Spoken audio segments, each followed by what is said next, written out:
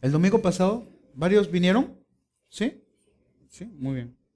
Vimos Romanos 7 y hablamos mucho sobre lo que es la lucha interna del cristiano. Es decir, esa lucha entre el nuevo hombre, nacido en Cristo Jesús, con el viejo hombre, aquel que fue crucificado juntamente con Cristo en la cruz, y que esa lucha es cruenta, es dura, es muy fuerte y muchas veces muy dolorosa. ¿Sí? Hablamos sobre eso en Romanos 7, capítulo 7, también parte del capítulo 8, esa lucha interna. Pero también hablamos de la victoria que hay en Cristo. Cuando hay una lucha, siempre hay alguien que gana. Pero tenemos muchas batallas durante el día, durante las semanas, los meses, los años. Pero también podemos tener victoria en Cristo. ¿Sí? Amén. Podemos tener bastante victoria en Cristo. Porque Él es victorioso. Y el que es victorioso está en nosotros, está con nosotros hasta el fin. Así que podemos decir que en Cristo hay victoria. Hay victoria. Hay esperanza también, como vamos a ver hoy día.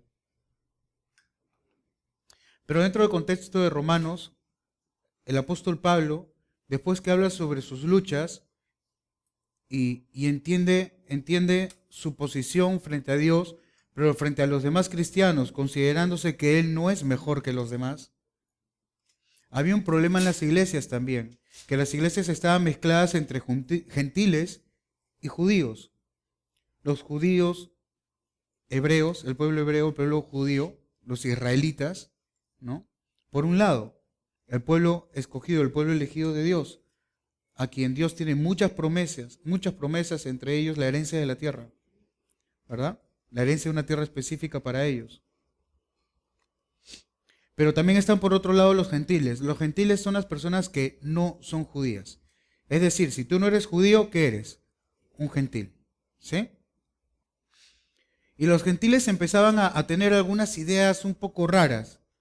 Empezaban a desconfiar de la gracia y la misericordia de Dios, de la fidelidad de Dios, y decían, bueno, nosotros los gentiles ahora somos salvos en Cristo, así que la iglesia, los gentiles que son salvados en Cristo, reemplazan al pueblo judío. Ya Dios no tiene nada que hacer con el pueblo judío, los abandonó, porque el pueblo judío eran unos pecadores, malos. Lo que no se dan cuenta esas personas es que los judíos eran tremendos pecadores porque eran igualitos a nosotros. ¿No? Se habían perdido ese pequeño detalle. Y empezaban a decir a los judíos de que, ¿tú qué vienes a decirme a mí algo sobre Cristo? Tú ya has sido abandonado por Dios, por tu rebeldía, ¿no? Y Pablo, en una gran parte, en Romanos, empieza a hablar, no es así, Dios no ha olvidado a su pueblo.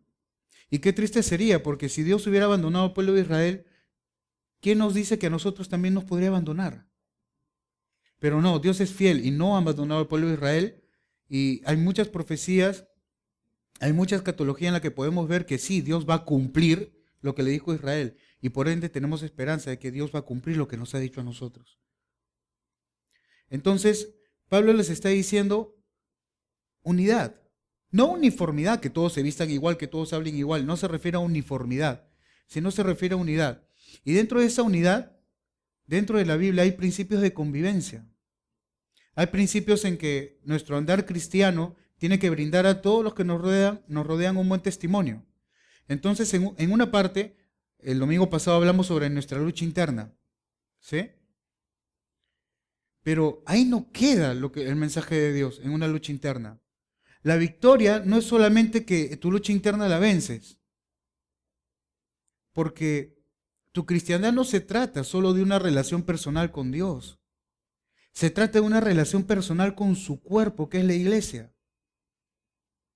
Es decir, que si tú crees que eres un gran cristiano porque venciste en tu lucha interna y crees que eso es todo, te quedaste a la mitad del camino. En tu lucha interna vences y obedeces a Dios, muestras que le amas a Él. Pero cuando Cristo resumió los mandamientos, Él dijo, amarás a Dios sobre todas las cosas y al prójimo como a ti mismo. Entonces no podemos quedarnos en la mitad, también tenemos que amar al prójimo como uno mismo. Si yo digo amar a Dios que no lo veo y no amo a los hermanos que sí veo, hay una gran contradicción. Una grave contradicción. Y es lo que vamos a ver hoy día sobre los principios bíblicos que habla sobre la convivencia cristiana. Y vamos a ir a Romanos también hoy día, capítulo 12, a partir del versículo 9.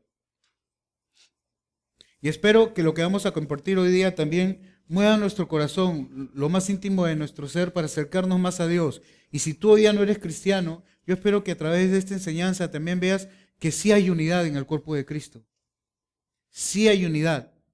Somos diferentes en muchas formas. El cuerpo de Cristo sí, así como el pie es diferente a la mano, pero son un mismo cuerpo. No pienses que porque entre cristianos somos diferentes no hay unidad. Al contrario, las diferencias nos unen. Las diferencias nos unen. De repente un hermano no sabe cantar, pero toca un instrumento.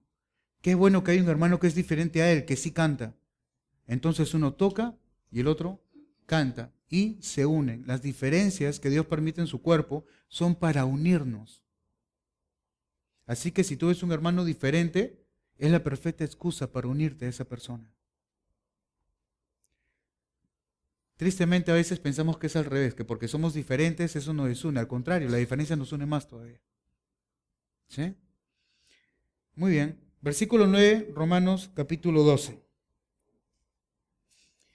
El amor sea sin fingimiento, aborrecer lo malo, seguir lo bueno.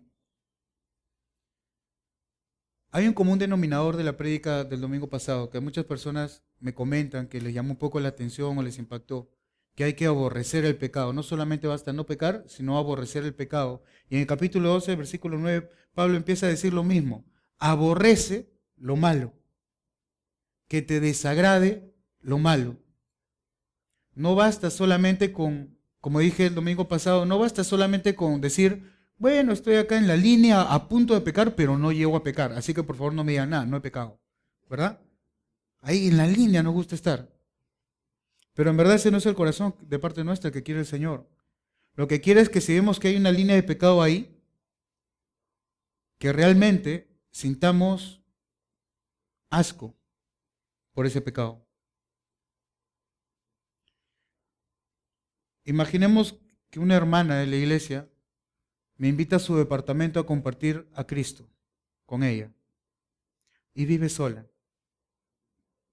¿Creen que debería ir? Por supuesto que no. Yo me engañaría y sería terrible que yo dijera, bueno, Dios quiere que prediquemos a Cristo dentro y fuera de tiempo. Así que yo voy a ir, no vamos a pecar. Señor, lléname de tu espíritu, voy a ir, voy a estar firme, ¿no? Y me expongo a que pase algo, y aunque no pase nada, a un mal testimonio. Y malograr el testimonio de la hermana también. ¿Se imagina que pase alguien y te vean saliendo de su departamento a un hombre? ¿Verdad? Entonces, no solamente basta no pecar, sino aborrecer el pecado, es decir, apartarte, alejarte lo más que tú puedas de ese pecado. ¿Estamos de acuerdo? ¿Amén? Es alejarte de ese pecado. No estoy animando a que te alejes de los pecadores, porque a la larga nosotros también lo somos débiles, pero debemos amarnos los unos a los otros e incluso amar al enemigo, a nuestros enemigos, amarlos. No me refiero a amar al diablo por si acaso, pero me refiero a amar aún a los que aparentan ser nuestros enemigos. Y digo aparentan porque al final nuestros enemigos, nuestra lucha no es contra carne y sangre, ¿no? Si viene alguien de la iglesia y me ataca, yo sé que no es esa persona. Y yo sé que esa persona no es mi enemiga al final de todo, sino que hay algo detrás, ¿verdad? Entonces, aborrezcamos lo malo, ¿sí? Aborrezcamos lo malo. Pero el versículo empieza diciendo, el amor se hace sin fingimiento, no un amor hipócrita. No un amor hipócrita, un amor de doble cara. ¿No? Hola hermano, ¿cómo estás? Uy, Dios te bendiga, qué excelente, ay, qué lindo. Sí, nos vemos, chao. Ay, no sabes cómo le huele la boca.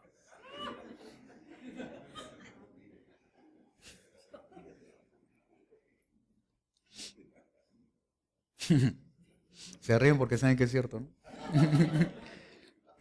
Es decir, que amemos en verdad. Que amemos en verdad. ¿Sí? El amor se hace sin fingimiento.